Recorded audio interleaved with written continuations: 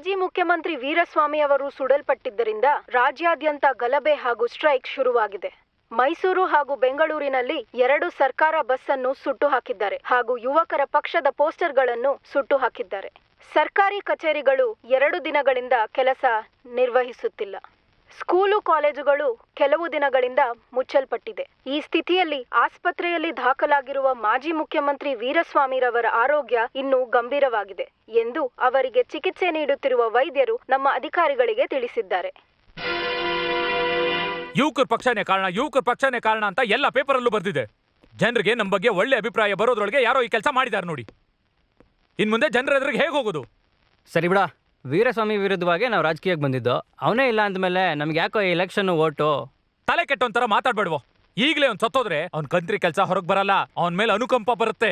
ಅದೇ ಅನುಕಂಪನ ತೋರಿಸ್ಕೊಂಡು ಇನ್ನೂ 10 ಜನ ಈ ಎಲೆಕ್ಷನ್ ಗೆಲ್ತಾರೆ ನೋಡು.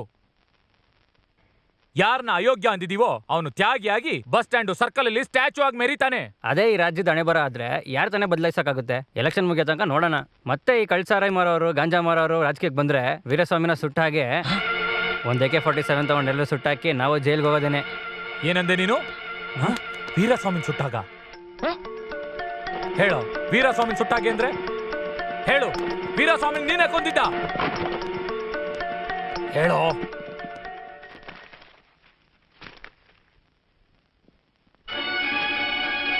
ಹೇಳ್ ಸಾಯಿ.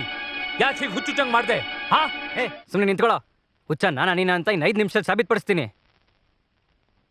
ನಾಳೆ 4 ಗಂಟೆ ಅಷ್ಟರಲ್ಲಿ ಚುನಾವಣೆ ಪ್ರಚಾರ ಮುಗಿಯುತ್ತೆ.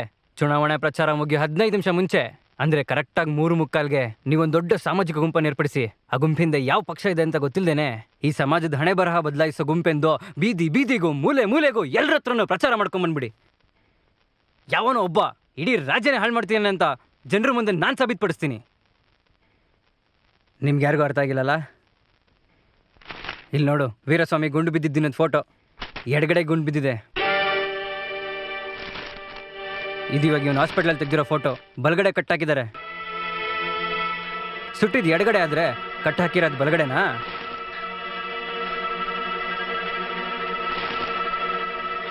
ಅಂದ್ರೆ ಅವನ ಮೇಲೆ ಅಟ್ಯಾಕ್ ಆಗಿರೋದು, ಹಾಸ್ಪಿಟಲೈಸ್ ಆಗಿರೋದೆಲ್ಲ ಅದೇ ಕಂಡ್ರು ರಾಜತಂತ್ರ. ನಮ್ಮ ಜನಗಳ ಹತ್ರ ಸೆಂಟಿಮೆಂಟು ಜಾಸ್ತಿ. ಅದಕ್ಕೆ ನಮ್ಮವ್ರನ್ನೇ ಬಿಟ್ಟು ಡಮ್ಮಿ ಬುಲೆಟ್ ಅಲ್ಲಿ ನನ್ನ ನಾನೇ ಸುಟ್ಕೊಂಡೆ. ಇವಾಗ ನೋಡು, ಗಂಟ್ಲಾರ್ಕೊಂಡು ಭಾಷಣ ಕೊಡೋದೇ ಬೇಡ, ಬೀದಿಗೆ ಹೋಗಿ ಓಟ್ ಕೇಳೋದು ಬೇಡ, ಮಲ್ಕೊಂಡೆ ಗೆದ್ದು ಬಿಡ್ಬೋದು ನೋಡು. ಡಾಕ್ಟ್ರೇ, ನಮ್ಮ ಪಕ್ಷಕ್ಕೆ ನೀವೇ ಹೆಲ್ತ್ ಮಿನಿಸ್ಟ್ರು. ಯೋ ಅಲ್ಲಿ ನೋಡ್ರು, ಯಾರೋ ವಿಡಿಯೋ ತೆಗಿತಿದ್ದಾರೆ, ಹೋಗಿ ಹಿಡೀರು ಅವ್ರನ್ನ. ಬ್ರದರ್, ಇದರಲ್ಲಿ ಬ್ಲೂ ಫಿಲಂ ಕ್ಯಾಸೆಟ್ ಇದೆ ನೋಡಿ.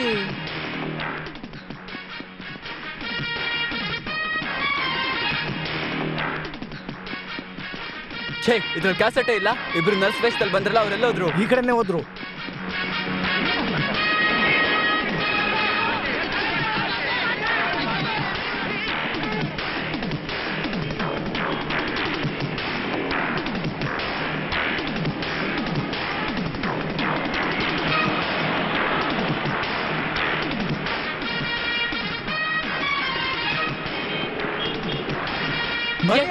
ಅಪ್ಪ ಆದ್ರೇನು?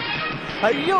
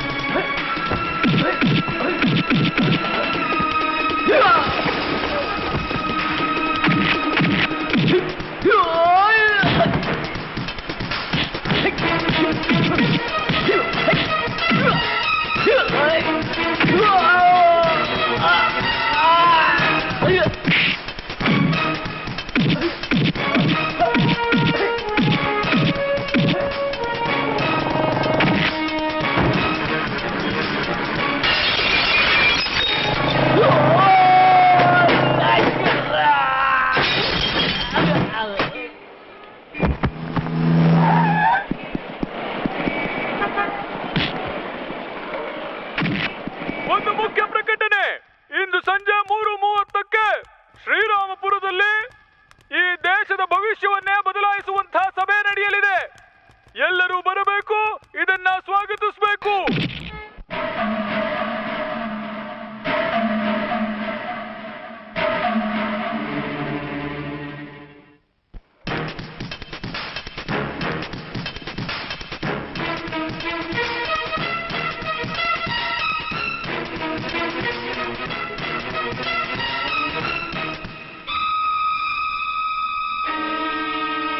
ಕಮಾನ್, ಹೇಳೋ, ಹೇಳು.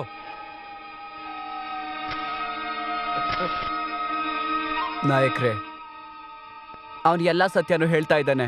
ಅವನ್ನ ಸಾಯಿಸ್ಬಿಡು.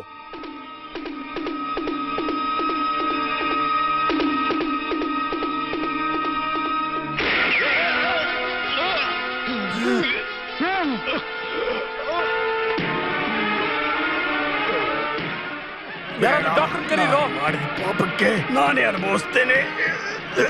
ವೀರಸ್ವಾಮಿ ನಂಬೇಡಿ, ನಾನು ಅವನು ಸೇರ್ಕೊಂಡು ಎಷ್ಟೋ ಪಾಪಗಳನ್ನ ಮಾಡಿದ್ದೇವೆ.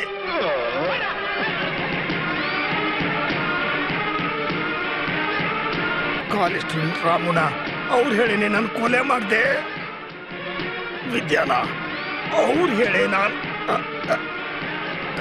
ರೇಪ್ ಮಾಡಿದೆ.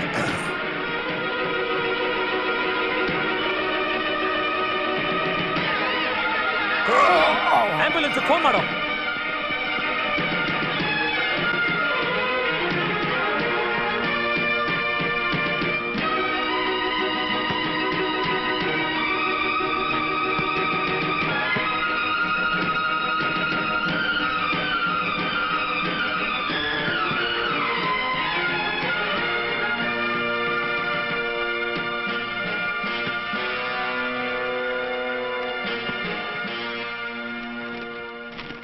ನಡೆದು ಮುಗಿದಿರುವ ಸಾರ್ವತ್ರಿಕ ಚುನಾವಣೆಯ ಮತದಾನ ಎಣಿಸುವಿಕೆ ಇಂದು ಬೆಳಿಗ್ಗೆ ಪ್ರಾರಂಭವಾಗಿದೆ.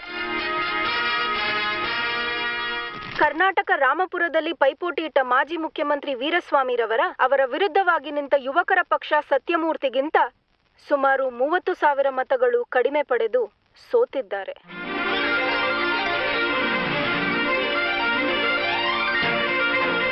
ಕರ್ನಾಟಕದ ರಾಮಪುರದಲ್ಲಿ ಯುವಕರ ಪಕ್ಷದ ಸುಭಾಷ್, ಲಕ್ಷ್ಮಣಪುರದಲ್ಲಿ ಲಕ್ಷ್ಮೀಕಾಂತ ಹಾಗೂ ಚಾಮರಾಜಪೇಟೆಯಲ್ಲಿ ಹರಿ, ವಿಜಯನಗರದಲ್ಲಿ ಯುವಕರ ಪಕ್ಷದ ಕೃಷ್ಣ ಆಯ್ಕೆಯಾಗಿದ್ದಾರೆ.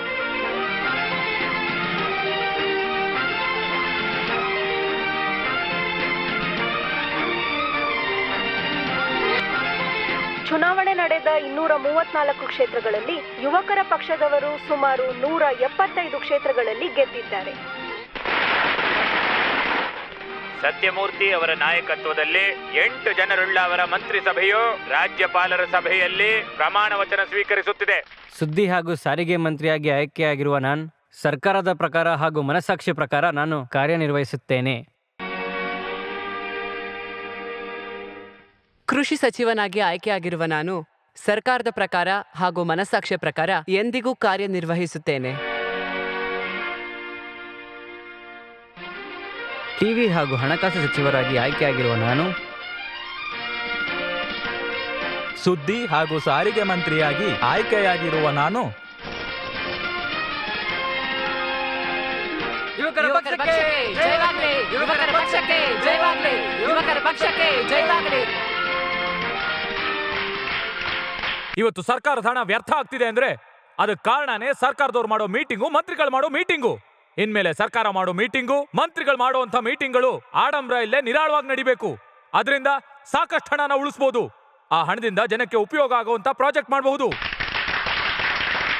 ಮಂತ್ರಿಗಳು ಮನೆಯಿಂದ ಹೊರಗೆ ಬಂದ್ರೆ ಮುಂದೆ 100 ಕಾರು, ಹಿಂದೆ 100 ಕಾರು, ಮುಂದೆ 100 ಪೊಲೀಸು, ಹಿಂದೆ 100 ಪೊಲೀಸು. ಅವರು ಅದನ್ನೆಲ್ಲ ಬಿಟ್ಟು ಸಾಮಾನ್ಯರ ಹಾಗೆ ಓಡಾಡ್ಬೇಕು. ಈಗ ಒಬ್ಬ IAS ಓದ್ದೋನು, ಡಾಕ್ಟರ್ ಓದ್ದೋನು 50,000 ದುಡಿಯಕ್ಕಾಗ್ತಾ ಇಲ್ಲ.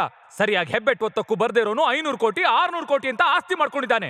ಹೀಗೆ ಹಣ ಸಂಪಾದನೆ ಮಾಡಿರೋ ಮಂತ್ರಿಗಳ ವಿರುದ್ಧ ಒಂದು ಕಮಿಟಿನ ರಚಿಸಿ ಅವರು ಇಲ್ಲಿಗಲ್ ಆಗಿ ಸಂಪಾದನೆ ಮಾಡಿರುವಂತ ಹಣನ ಇಸ್ಕೊಂಡು ಆ ಹಣನ ಒಳ್ಳೆ ಕಾರ್ಯಗಳಿಗೆ ಬಳಸಬೇಕು. ನಾವು ಹಳೆ ಸರ್ಕಾರದ ಮೇಲೆ ರಿವೆಂಜ್ ಆಯ್ತು ಇಲ್ಲ, ಜನರಿಂದ ಕಿತ್ಕೊಂಡಿರುವಂತ ಹಣನ ಜನರಿಗೆ ವಾಪಸ್ ಕೊಡ್ತಾ ಇದೀವಿ ನಾವು.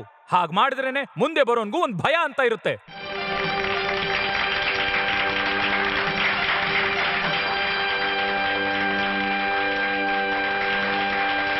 ಯುವಕರ ಪಕ್ಷಕ್ಕೆ ಜಯವಾಗಲಿ, ಯುವಕರ ಪಕ್ಷಕ್ಕೆ ಜಯವಾಗಲಿ, ಯುವಕರ ಪಕ್ಷಕ್ಕೆ ಜಯವಾಗಲಿ.